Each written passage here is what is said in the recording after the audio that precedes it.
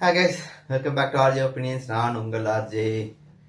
இந்த வீடியோவில் எதை பற்றி பேச போகிறேன்னா, தமிழில் சொன்ன மாதிரி பாவப்பட்ட அமெரிக்கா அதெல்லாம் சொல்ல போகிறேன். எல்லாரும் கேட்பாங்க, என்னடா இவன் திடீர்னு அமெரிக்காவை இவ்வளோ பாவப்பட்ட நாடு சொல்கிறானே அப்படின்னு கேட்பீங்க. உண்மையாலுமே அமெரிக்கா அப்படிங்கிறது என்ன, அங்கே இருக்கிறவங்க யாருன்னு தெரிஞ்சு அதோட கொஞ்சம் வரலாறு தெரிஞ்சிச்சுன்னா தான் அமெரிக்கா உண்மையாலுமே பாவப்பட்ட நாடா இல்லை ரொம்ப செழிப்பான நாடாங்கிறது நமக்கெல்லாம் புரியும். இதுக்கு ஃபர்ஸ்ட் நம்ம தெரிஞ்சுக்க வேண்டியது, பிரிட்டிஷ் நம்மளை ரூல் பண்ணாங்க இந்தியாவை. ஒரு 200 இயர்ஸ் ரூல் பண்ணான்னு சொல்லுவாங்க. ரூல் பண்ணி அங்கேருந்து நிறைய விஷயத்தை கொண்டடிச்சிட்டு போனான்னு சொல்லுவாங்க. ஸோ அது நம்மளுடைய பிளாக் லைஃப்னு சொல்லுவாங்க. அது ரொம்ப கஷ்டப்பட்டாங்க, மக்கள்லாம் ரொம்ப குடும்பப்படுத்தினாங்கன்னு சொல்லுவாங்க. பட் சுதந்திரம் அப்புறம் நம்ம நிறைய விஷயங்கள்ல முன்னேறி வி பேக் டு அவர் லைஃபுங்கிற மாதிரி இப்போது 75 இயர்ஸ் அதுக்கு மேலே ஆயிடுச்சு இண்டிபெண்டன்ஸ் ஆகி. நம்ம பொருளாதாரத்துலேயும் சரி, இல்லை படிப்பு, கல்வி, அப்புறம் கட்டிடங்கள், வீடு, லைஃப் ஸ்டைல், அப்புறம் விண்வெளி ஆராய்ச்சி மையம், சேட்டலைட்ஸு, நிலாவில் மூன் லேண்டிங், நிறைய விஷயம் பண்ணிட்டோம். ஸோ இவர்களுக்கு வாழ்ந்து வரோம். வல்லரசாகிறவங்க ஒரு மாயையில் வாழ்ந்துட்டு இருக்கோம். நம்ம வல்லரசாகிறது வாய்ப்பே இல்லை அப்படிங்கிறது நான் அடுத்த ஒரு வீடியோ சொல்கிறேன். பட் நம்மளோட மாயையில் இருக்கும். நமக்கே இப்படிக்கே 200 வருஷம் ஆண்டு போனோம். நமக்கே இப்படிக்கே ஸ்டில் வேர்ல்டில் நிறைய கண்ட்ரிஸ் அடிமையாகவே வாழ்ந்துட்டு இருக்கு. அதில் நம்பர் 1 கண்ட்ரி அமெரிக்கா. இது சொல்லும் போது எல்லாத்துக்கும் கேட்பேன், எங்கடா அமெரிக்கா அடிமையாக வாழுது அப்படின்னு கேட்பீங்க. நீங்கள் டேட்டா அண்டு பழைய ஹிஸ்ட்ரிலாம் எடுத்து பார்த்தீங்கன்னா அதுதான் உண்மை. இன்னமும் அமெரிக்கா அடிமையாக, அழிக்கப்பட்ட நாடாக, அடிமையாக மட்டும் இல்லை, அந்த நாட்டையும் அழிச்சிட்டாங்கிறது தான் உண்மை. இதை வச்சு நான் சொல்கிறேன் அப்படின்னா, அமெரிக்காவோட பாப்புலேஷன் 33 கோடி மக்கள் இருக்காங்க. நம்ம இந்தியாவில் 140 கோடி தாண்டி போச்சு. அமெரிக்காவில் 33 கோடி மக்கள் இருக்காங்க. இந்த 33 கோடியில் 53% யூரோப்பியன்ஸ், 12%, அதை மேக்ஸிமம் சொல்கிறேன், 53% யூரோப்பியன்ஸு, 12% ஜூஸ், அதாவது யூதவர்கள் சொல்லுவாங்கள்ல, யூதவர்கள்லாம் அங்கே இருக்காங்க. ஜூஸ்னா இந்த இஸ்ரேலியன்ஸ் சொல்லுவாங்க. அந்த ஆரிஜினை கொண்ட அந்த இனத்தை சேர்ந்த மக்கள் அங்கே வாழ்கிறாங்க. ஸோ 53 + 12 போட்டிங்கன்னா 65% இவங்க தான் வாழ்கிறாங்க. அப்போ உண்மையான அமெரிக்கன்ஸ் எங்க? இதுக்கப்புறம் இந்தியன்ஸ் இருப்பாங்க, ஜப்பானீஸ் இருப்பாங்க, இஸ்ரேலியன்ஸ் இருப்பாங்க. அதாவது இஸ்ரேலியன்ஸுங்க மற்ற கண்ட்ரீஸில்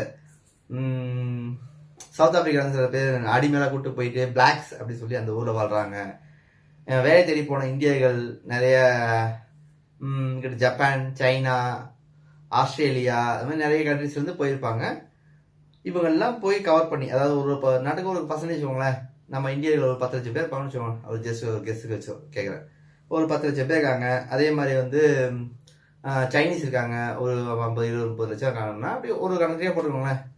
ஓவரால் கணக்கு பண்ணால் உண்மையான அமெரிக்கன் வம்சாவளி, அந்த ஜெனடிக்ஸில் பிறந்து வளர்ந்த மக்கள் பர்சன்டேஜ் அழிக்கப்பட்டுடுச்சு. அந்த அடையாளங்கள் மறைக்கப்பட்டுடுச்சுங்கிறது தான் உண்மை. நம்மளையாவது பிரிட்டிஷ்லாம் ஆண்டுட்டு போயிட்டாங்க, நம்ம சந்தோஷப்பட்டு இருக்கோம்.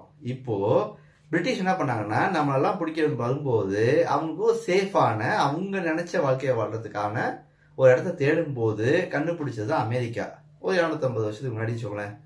அங்கே போயிட்டு அங்கே இருந்த பழங்குடியினர்களையும் அவங்க வாழ்க்கைகளையும் அழிச்சிட்டு, அடையாளங்களையும் அழிச்சிட்டு, இந்த யூரோப்பியன்ஸ் அங்கே போய் அவங்க சொல்கிற ரூல்ஸ், அவங்க சொல்கிற ரெகுலேஷன்ஸுக்கு அந்த நாட்டை மாற்றி அமைச்சிட்டு இன்னமும் ஆண்டுட்டு இருக்காங்க அப்படிங்கிறது நான் ரீசெண்டாக படித்தேன். அதில் ஒரு பெஸ்ட் எக்ஸாம்பிள்னா, இப்போ இருக்க டொனால்ட் ட்ரம்ப்போடைய கிராண்ட் ஃபாதர் ஜெர்மனியா. ஸோ டொனால்ட் ட்ரம்ப்போட மருமகன் யூதர்கள், இஸ்ரேலியன். ஸோ அமெரிக்கன் செனட்டில் மேக்சிமம் நம்பர் பீப்புள்ஸ் யூதர்கள் அவங்க. அதுக்கப்புறம் யூரோப்பியன்ஸ். ஸோ இவங்க 2 பேர்த்த மிஞ்சி ஆக்சுவல் அந்த பழங்குடியினர்னு சொல்லுவாங்கள்ல, அந்த நாட்டில் வாழ்ந்த, அந்த மொழி பேசின, அந்த அவங்களும் ஒரு மொழி இருந்திருக்கும். இப்போ வச்சு அமெரிக்காவோட லாங்குவேஜ் பார்த்தீங்கன்னா இங்கிலீஷ். எங்கேருந்து போச்சு? இங்கேருந்து இங்கிலாந்துலேருந்து போனது. அப்போ அமெரிக்காவுக்கு இந்த அடையாளம் எங்கே? அமெரிக்காவில் என்ன லாங்குவேஜ் பேசியிருந்தாங்க? அந்த ஊரில் என்ன மக்கள் பாஷை பேசினாங்க, என்ன பண்ணாங்க, அவங்களோட லைஃப் ஸ்டைல் என்ன, அவங்க கலாச்சாரம் எங்க, எதுவுமே இங்க இல்லாம மறைக்கப்பட்டுட்டு America is a great country அப்படி சொல்லி நம்மளெல்லாம் ஏமாத்திட்டு இருக்காங்க. கனடியன்ஸ் சொல்றாங்க, கனடியன்ஸ் கூட ஆக்சுவலி வந்து மோஸ்ட் ஆஃப் த லேண்ட் வந்து யூகேயோட கிங்டமுக்கு கீழே தான் இருக்குன்னு சொல்லி நான் நியூஸ் படித்தேன்.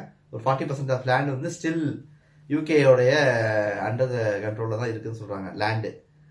ஸோ கிங்டம் லைஃப்லாம் இல்லாமலாம் இல்லை, அடிமத்துவம்லாம் இல்லாமல் இல்லை. நான் பார்த்ததுல வேர்ல்டு வைடில் நிறைய இன்னும் பல தீவுகள் அடிமையாக பிரெஞ்சோட கட்டுப்பாட்டில் நிறைய தீவுகள், ஜப்பான் பக்கத்தில் ஒரு தீவு இருக்குன்னு பார்த்தேன் ரீசெண்டாக. அப்புறம் வந்து யூகேவோட கண்ட்ரோலில் இன்னும் நம்ம இந்திய பெருங்கடலில் ஒரு தீவு அவங்க கண்ட்ரோலில் தான் இருக்குது. மடகாஸ்கர் பக்கத்தில் இருக்க ஒரு தீவு வந்து யூகே கண்ட்ரோலில் இருந்து அது வந்து யூஎஸ்ட கொடுத்தா சொல்கிறாங்க. பட் இந்த மாதிரி சின்ன சின்ன தீவு தான் நம்ம படிச்சுட்டு இருக்கோம். ஒரு பெரிய நாடு அமெரிக்காங்கிற ஒரு பெரிய நாடு, அதாவது அமெரிக்காவில் இருக்கிற நார்த் அமெரிக்காவில் இருக்கிற யுனைடெட் ஸ்டேட் ஆஃப் அமெரிக்காங்கிற ஒரு நாட்டையே யூரோப்பில் இருக்க 53% மக்கள் இங்கேருந்து குடியேறிகளாக போய் கண்ட்ரோல் பண்ணி பொலிட்டிஷியனாகவும் அங்கே இருக்க லா மேக்கர்ஸாகவும் அவங்க தான் இருக்காங்க. ஸோ இதெல்லாம் படித்து தெரிஞ்சதுக்கு அப்புறம் எனக்கு வந்து எப்படின்னா, ஒரு நாட்டை இன்னமும் ஏமாற்றி நான் ஆண்டுட்டு இருக்கீங்க, அந்த ஊர் மக்களை அழிச்சிட்டீங்க அப்படின்னு கேட்கும்போது ரொம்ப பாவப்பட்ட நாடா நான் அதை கருதுறேன். ஸோ இனிமேட்டு வந்து நம்ம வந்து சொல்லும்போது அமெரிக்கா வந்து இவங்களை அழிச்சிருச்சு, அமெரிக்கா இவங்களை அடிச்சிருச்சு, அமெரிக்கா அதை கிரேட் அப்படின்னு சொல்லிக்கிறது பதிலாக அமெரிக்கன்ஸ் பாவம் அப்படி சொல்லி வருத்தப்பட தான் முடியும் நம்மளால.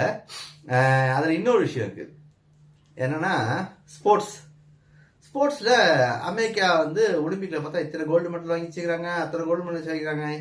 அப்புறம் டென்னிஸில் அமெரிக்கா தான் ரொம்ப பெரிய கிரேட்டுங்கிறாங்க, செரினா வில்லியம்ஸ்லாம் ரொம்ப கிரேட் அப்படி சொல்லிக்கிறாங்க. அது மாதிரி நிறைய பேர் இருக்காங்க. நானும் படிக்கும்போது பார்த்தா எல்லாம் இந்த மாதிரி ஸ்போர்ட்ஸில் ஜெயிச்சவங்களாக இருக்கட்டும், அதுக்கு மாதிரி சில சயின்டிஃபிக் ரிசர்ச்சஸில் ஜெயிச்சவங்களாக இருக்கட்டும், யாருமே ஆக்சுவல் அமெரிக்கன் பார்ன் பீப்புள்ஸ் கிடையாது. எல்லாமே இங்கே வந்து சவுத் ஆஃப்ரிக்கன்ஸ்லேருந்து, சவுத் ஆஃப்ரிக்கா இந்த ரீஜன் இருக்குல்ல, அங்கேருந்து போனவங்க பிளாக்ஸ்ன்னு சொல்லுவாங்க. அந்த ஆர்ஜின்ஸ் அந்த பீப்புள்ஸ்லாம் இருக்காங்க. அவங்க ஹைட்டு, அவங்க பாடி வெயிட்டு, நல்ல ஸ்ட்ரென்த் இருக்கிறனால நல்ல விளையாட்டு நல்லா ஜெயிக்கிறாங்கன்னா அமெரிக்கா அவங்க காசு கொடுத்து வாங்கிடுது.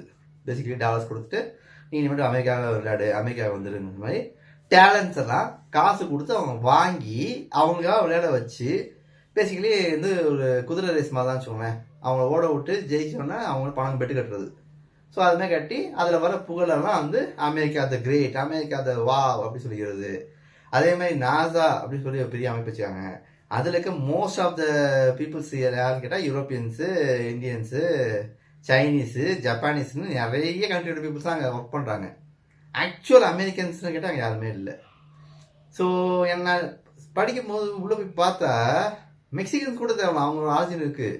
இந்த யுனைடெட் ஸ்டேட் ஆஃப் அமெரிக்கான்னு சொல்கிறவங்க பீப்புள்ஸில் அவங்க ஆரிஜின் பீப்புள்ஸ் எங்கடா வர்றாங்கன்னு பார்த்தா அந்த அடையாளங்களே இல்லை அப்படிங்கிற மாதிரி தான் தோணுது. ஏன்னா இவங்க வந்து மேலே வந்து ஒரு திறமையை போட்டு நாங்களாம் தான் அமெரிக்கன்ஸ் சொல்லி யூரோப்பியன்ஸ் வந்து அதை சொந்தம் கொண்டாடி இன்னமும் அமெரிக்காவை அடிமையாக வச்சு நடத்திட்டு இருக்காங்க.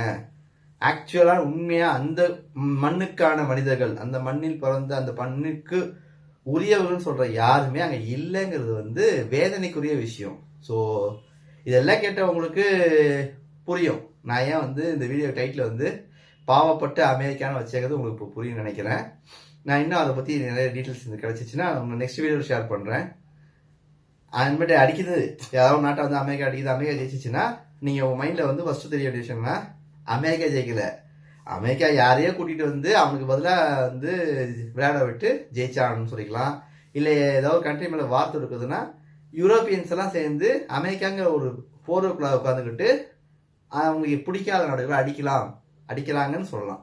ஸோ அமெரிக்கன்ஸ் அடிக்கிறதுல அமெரிக்கன்ஸ் பாவம். ஓகேவா? இங்கே வந்து வரலாறு தப்பாக எழுதப்பட்டு மறைக்கப்பட்டு நம்மளை ஏமாற்றப்படுதுங்கிறத இந்த வீடியோ மூலம் அவங்க சொல்லிக்கிறேன்.